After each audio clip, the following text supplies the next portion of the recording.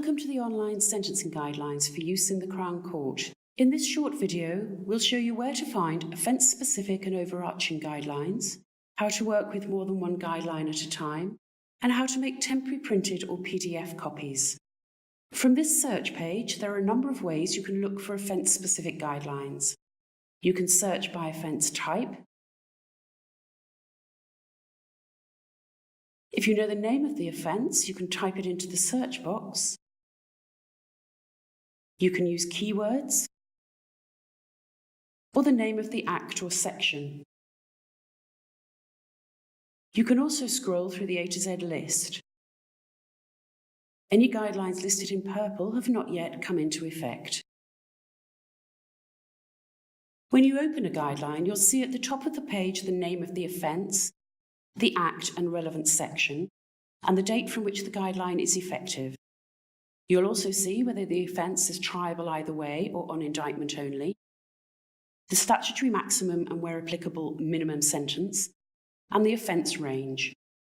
It will also show you whether there are any other statutory provisions you need to be aware of. The other important information here is applicability. Click on the arrow to open the drop-down box. Applicability tells you who the guideline applies to and from when.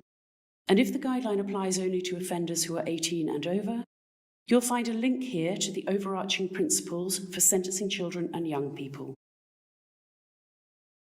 All you need to do is then follow the page as it takes you through the steps of the sentencing guideline.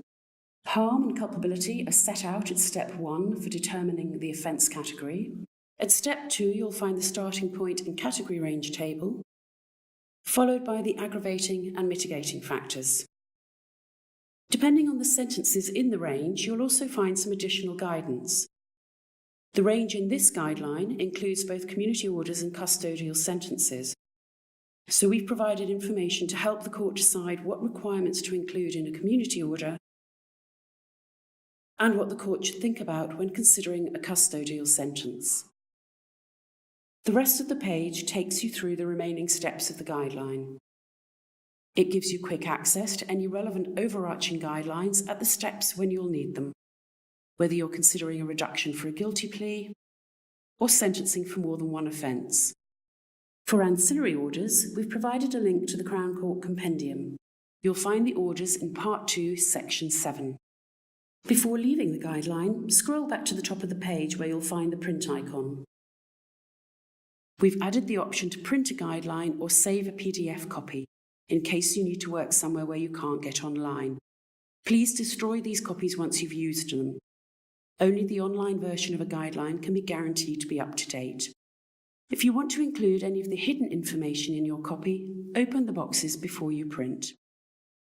To make your copy, click the print icon and either select your local printer or choose Adobe PDF or Save to PDF.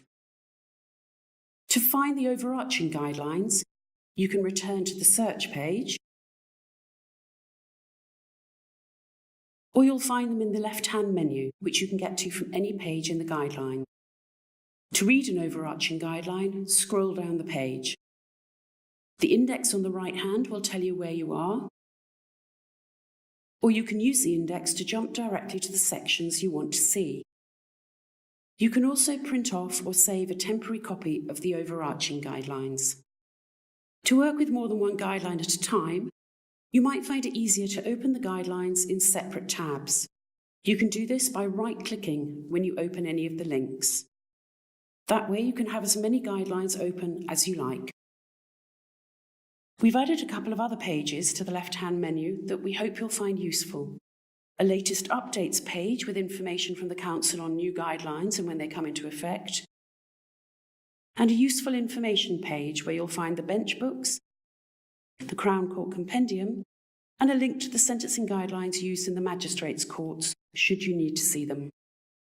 The Sentencing Council has worked with Crown Court judges, prosecutors and defence practitioners to help us shape these guidelines. The real test will come when you use them in your work. The Council expects to stop producing guidelines in print and PDF early in 2019, so we need to make sure these online guidelines are working for you. Please let us know what you think and send us your suggestions. Thank you for watching.